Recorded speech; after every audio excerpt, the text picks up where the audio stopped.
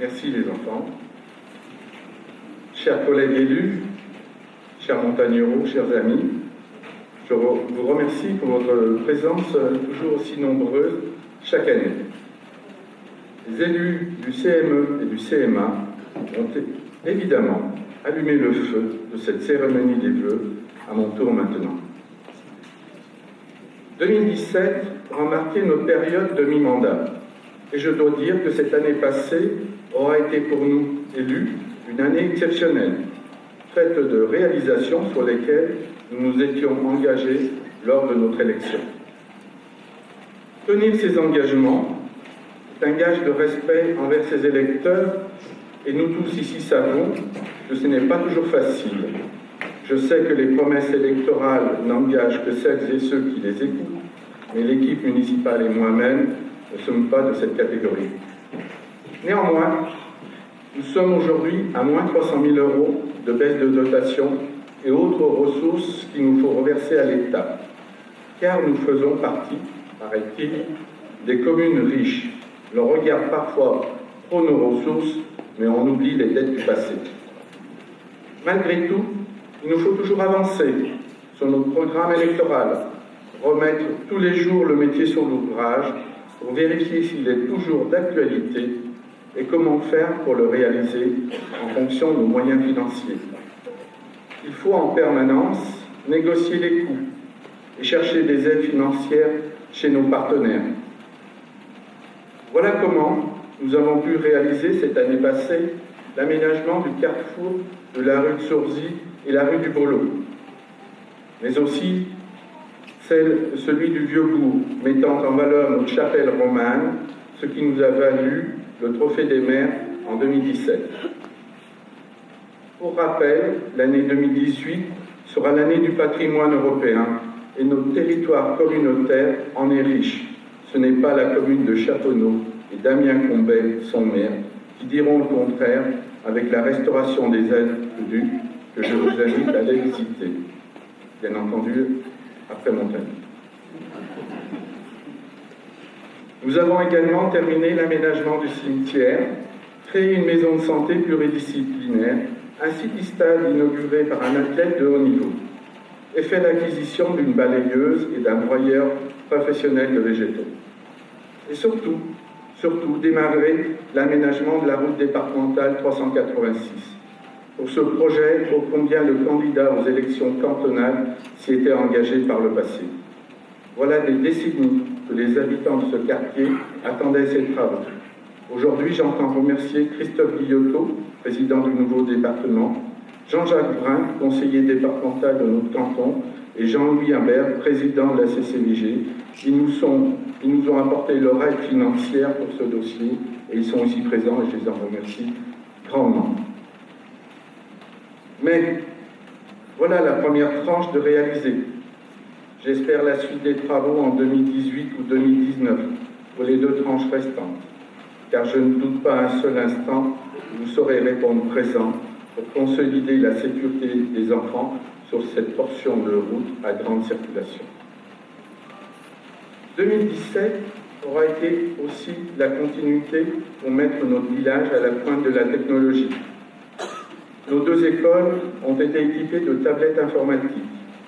La commune est maintenant reliée à un réseau de communication nommé Ecopolis, ce qui permet à tout concitoyen d'adresser à la mairie des anomalies constatées sur la commune et inversement, la commune peut adresser à ses concitoyens des informations importantes telles qu'un risque d'inondation, de vent violent ou toute autre information ayant ou non un caractère d'urgence.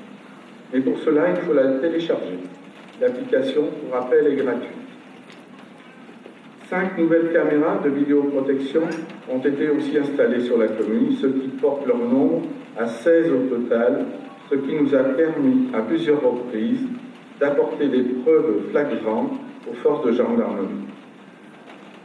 Le déploiement de la fibre a été également réalisé sur presque l'ensemble de notre territoire par la société Orange et déjà des abonnés de cet opérateur en bénéficient.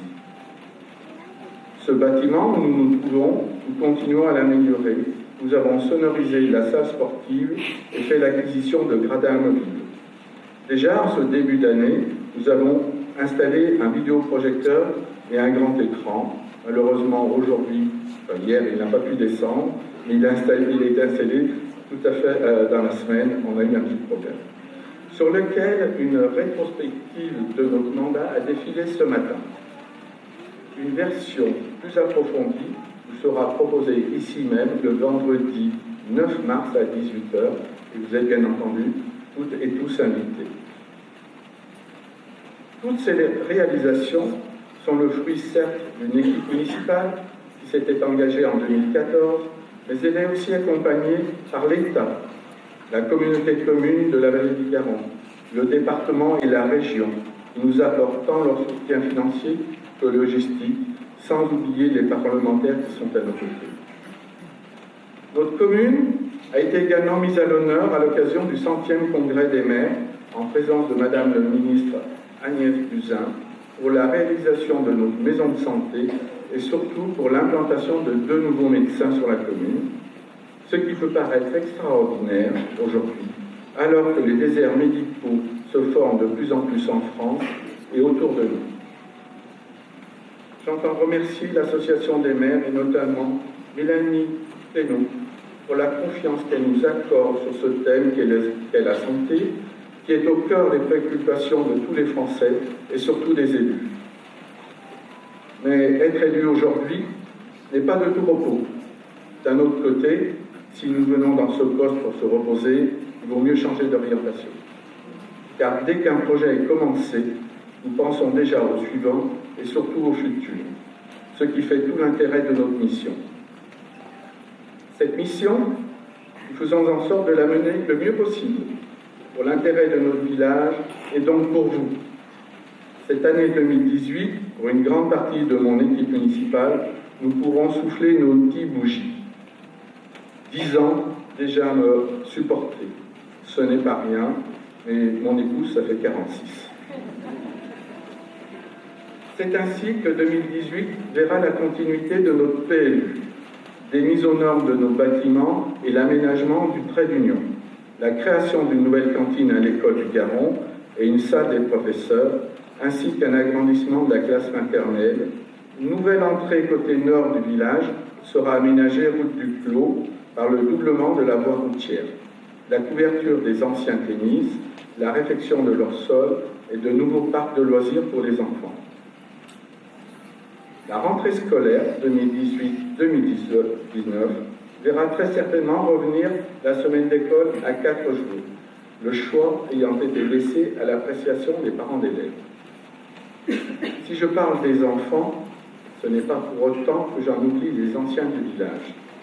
Nous continuerons à travailler sur l'implantation d'une résidence senior pour leur permettre de rester sur leur village.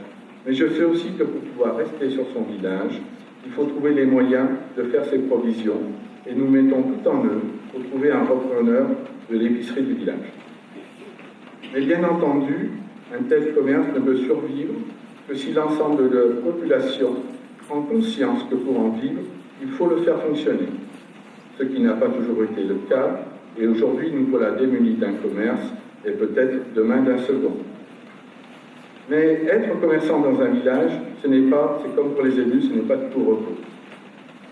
Il faut de la présence, se poser la question sur le fait de ne pas avoir assez de marchandises à la vente est un facteur de perte de clientèle.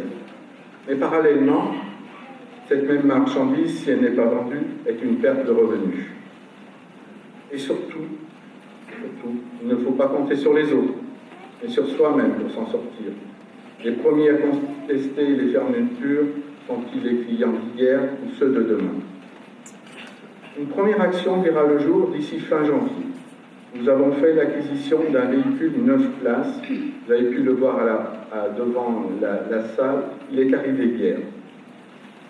Ceci pour nous permettre une fois par semaine d'emmener les personnes démunies de moyens de transport et âgées de plus de 70 ans sur un commerce proche de la commune. Ceci dans un premier temps. Et si le commerce ne réouvre pas, un second marché sera mis en place le samedi matin.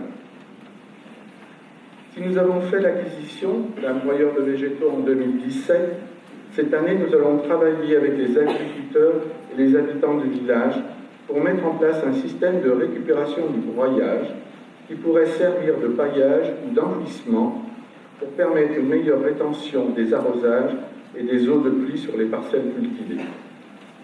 2018 sera aussi une première expérience pour la commune.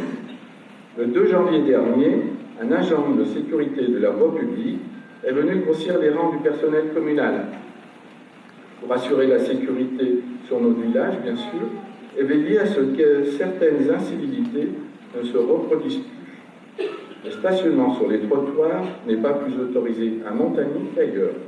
Quant aux zones bleues, celles-ci ont été mises en place pour favoriser le stationnement près des commerces et pour information, les PD ne viennent pas grossir les finances de la commune, mais bien celles de l'État.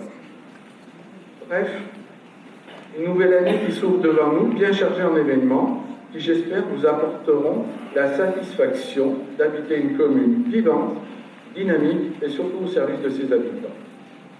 Voilà un programme qui va nous occuper tout au long de cette nouvelle année. Et tout ceci ne peut se faire sans le personnel communal ni les élus qui m'accompagnent. C'est pourquoi j'entends remercier tous les acteurs qui sont à mes côtés, à votre service pour répondre à vos attentes et vous apporter les réponses à vos questions. Je veux également remercier les enseignants qui ont un rôle important auprès des enfants, les forces de gendarmerie et nos pompiers volontaires, les dirigeants d'associations qui, eux, vont vous apporter des temps de loisirs, les bénévoles de la bibliothèque et ceux du Téléthon qui souhaitent l'an prochain changer de mode d'animation pour avoir plus de participation. En ce début d'année, j'aurai une pensée particulière pour les personnes seules, personnes malades, ou qui ont, au cours des mois précédents, perdu un être cher. À vous, chers montagneros et amis, permettez-moi de vous présenter et vous adresser mes vœux les plus chaleureux pour cette nouvelle année, qu'elle vous soit douce, belle et pleine d'espoir, qu'elle vous apporte de la réussite sur le plan personnel et professionnel, mais surtout la santé, car elle est essentielle pour se réaliser et réaliser ses vœux. Si les enfants du CME et du CMA ont eu une pensée pour Jean d'Ormesson, pour ma part, permettez-moi une citation de Simone Veil, qui nous a malheureusement quittés aussi en 2017. Je vous la cite. « Venus de tous les continents, croyants ou non-croyants, nous appartenons tous à la même planète, à la communauté des hommes. Nous devons être vigilants contre les forces de la nature, mais encore davantage contre la folie des hommes. » Je vous laisse méditer sur cette citation, car certains hommes d'État aujourd'hui peuvent nous faire peur. Bonne année 2018 à vous. Merci pour votre présence et votre écoute. Et bonne route aux gazelles locales, Cécile et Florence, qui vont représenter notre commune sur le territoire. Vive la République, vive la France, vive Montagny et vive vous. Merci.